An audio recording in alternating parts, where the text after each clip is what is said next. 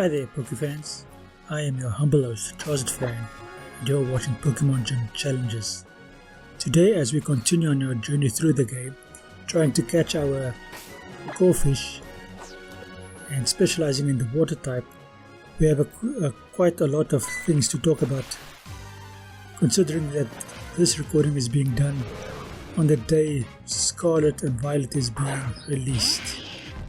Unfortunately for me, it is several weeks after the actual release that the game will be available for you, or that the release of the game, that this episode will be available for release, or will be released to you. So you will have quite a lot of more knowledge about the game than I do at this time. However, I briefly analyzed the Pokédex for Violet and Scarlet, and I think it's quite easy to specialize in all 6 of the starter Pokemon that the game provides.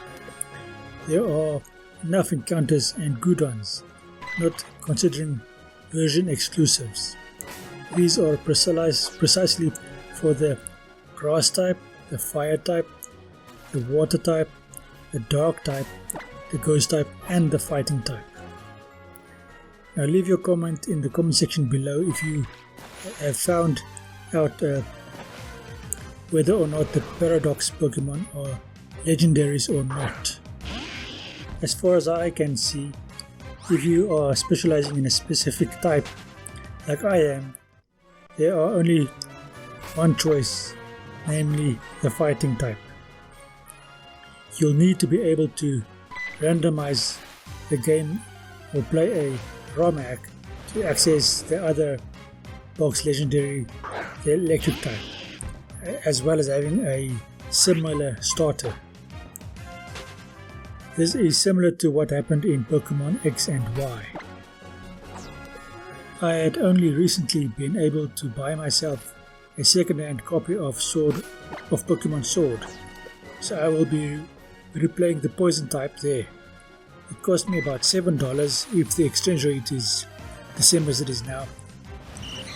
So if you guys could do me that favor to subscribe to the channel, sharing it with your friends, and you can click the notification button, then I might be able to afford buying a copy of Pokemon Violet and Scarlet while it is still reasonably new. Or perhaps I could use it to specialize in the electric type. But do not feel overly pressured, because I could get it 1 or 2 years down the line. Also, second hand, or maybe specialize in the fighting type before it is due to air. I love that there is a fire grass type in Scovillian. No, it is Scovillian. I also love Primeape's new evolution called Annihilate. I had a plan to use Primeape in any case when I start my themed playthroughs, but I will have to use Romax because of this new tendency that occurred in the last few generations, where all the Pokemon is no longer available in the specific game. I love that Wattle and Quattle exist, even though HMs are no longer a thing. This is the one Pokemon we needed in the older generations to travel, when HMs were still a thing and specializing in the electric type. The only alternative to use would have been a legendary like Zapdos. I love that Tarantula and Spidops also exist for those bug catchers who love spiders. Just a pity that the Spinarak Ariados and the Joltik Galvantula and the Dewpider Araquanid are not also in this base game. I love that there are 2 separate lines for fighting electric types. I love that there is Finally, a bug dark type. Just a pity it isn't a spider, but that's just me. The fact that the type exists in Lockix is awesome. I am disappointed that the water type did not end up being an ice type. There are enough Pokemon in the game that are ice type to specialize in that specific type. Again, a randomizer is needed to get the appropriate starter, or you need to catch it. Again, a randomizer is needed to get the appropriate starter, or you will need to catch it and release the real starter you had. I am also disappointed that there isn't a bug or rock starter yet. And thinking back on it, if Game Freak had been able to foresee where things would go up to now, Blastoise should have been a water rock type, with the Mega Evolution being water steel. What is your opinion about the fact that I think Blastoise should have been a rock water type, and the Mega Evolution being a rock steel type? Anyway, that is all I had to say about this part. Sorry about it being scripted and it sounding scripted. I usually just talk off the cuff.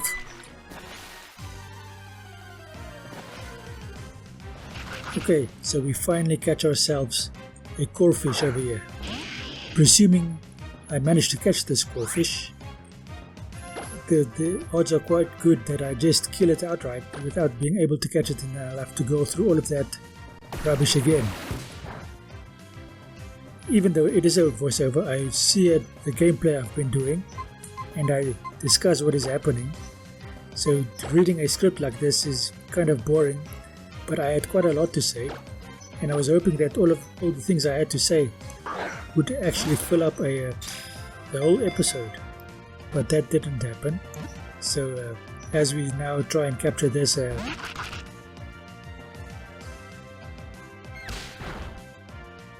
so that is number 4 of our Pokemon that we have, and we are more than halfway through the game.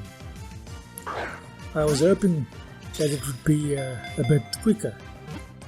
I added an egg for the last Pokemon because it is not actually possible to catch it outright, not with the equipment I have available at the moment.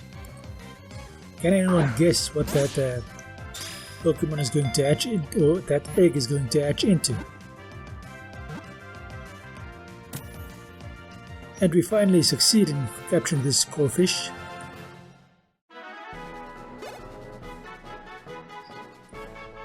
I see I'll have to do a lot of editing of the voiceover when I listen to it again, because I'm just going to do the sound at first, and when I put it onto the video I'll do the editing over there.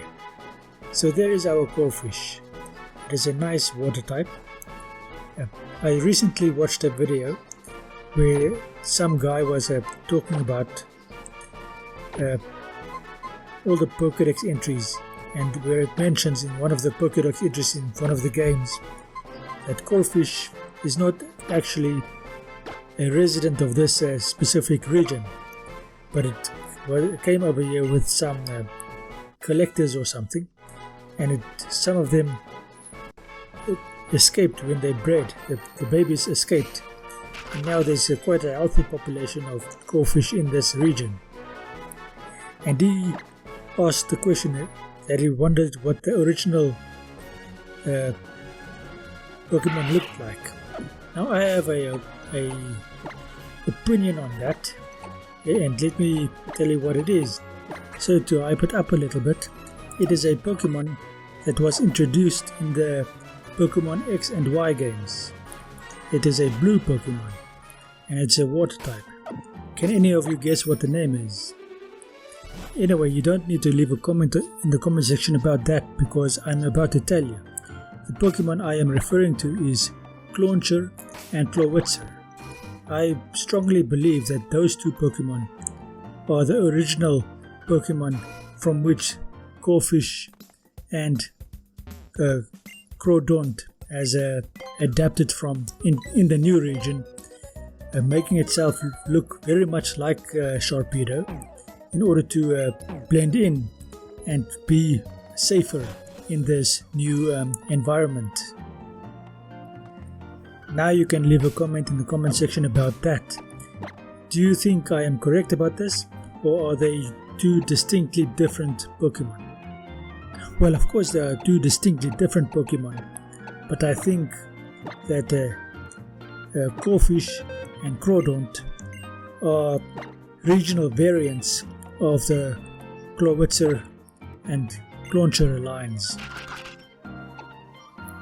Anyway, let's see what I'm doing over here. Okay, so I'm immediately teaching Crawdaunt Aerial Ace.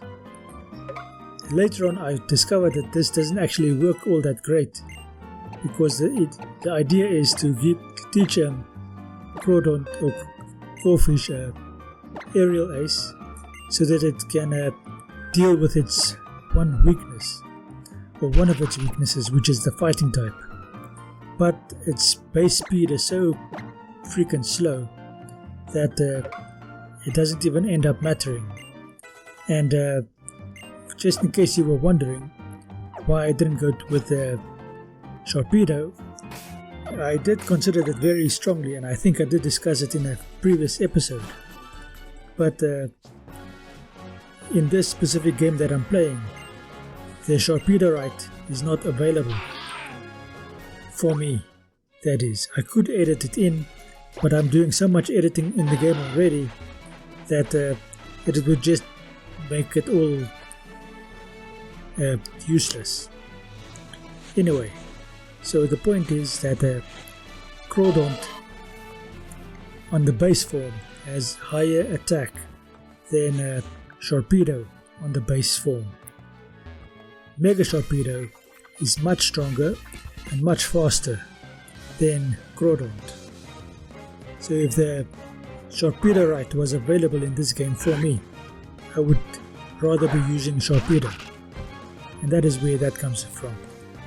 Now we have to try and defeat this Swablu.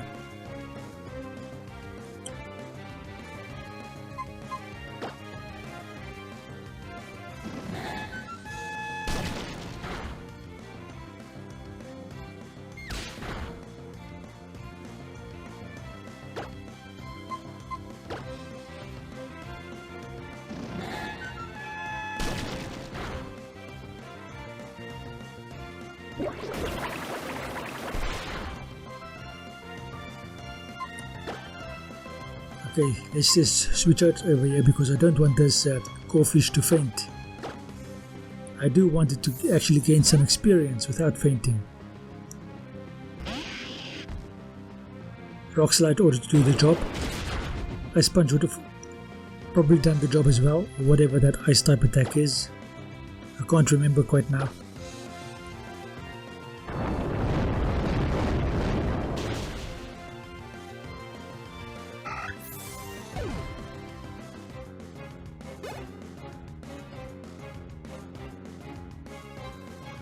Okay, Swallow is next. I think I'll stay in. The Rock Slide or the Ice Punch or to do the job, because ice type attacks is strong against flying types, and if they would indulge me and make Ice Punch a fighting and ice type attack like they did with Flying Press, then it would be even more powerful against flying normal types like Swallow. I think that is why they don't do it. I think it's a balancing thing, but realistically speaking, any of the elemental punches ought to be that element as well as fighting. The elemental kicks as well. That which brings us to the elemental tails and fangs, because the fang attacks is basically a biting type attack. Does that mean that the elemental fangs ought to be its specific element as well as dark, since bite is dark? I think, in my opinion, that ought to be the case. Now the tails I am not 100% certain of, because there aren't very many tail attacks that have a specific type, except maybe normal. Maybe it's the elemental attack plus normal. So even if the element itself isn't very effective, it still has the normal that does the job. But if you're fighting something like a ghost, the normal part of it doesn't come into the equation because normal doesn't affect ghost, but the elemental element ought to still do some damage. Maybe that is how it ought to work, both for the normal and the fighting, in terms of having to fight against ghost.